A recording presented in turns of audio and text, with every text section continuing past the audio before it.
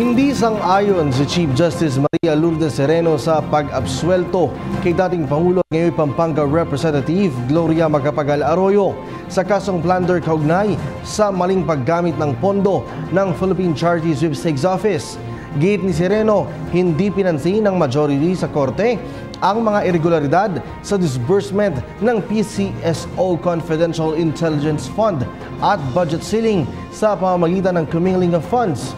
Aniya, binaliwala din ng naturang desisyon ng Korte Suprema ang ulat sa Commission on Audit ng isa pang akusado na si PCSO Budget Officer Benigno Aguas na siya ring umaming napunta sa Office of the President ang 244 million pesos ng 366 million pesos na intelligence fund ng PCSO.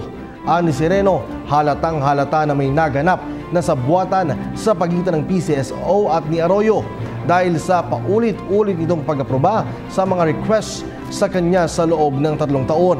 Anito, imposibleng mai-release ang pondo ng PCSO nang hindi inaaprubahan ni Arroyo. Hi, ako po si Aljo Bendijo. Subscribe na sa PTV YouTube channel. I-click lang ang subscribe button.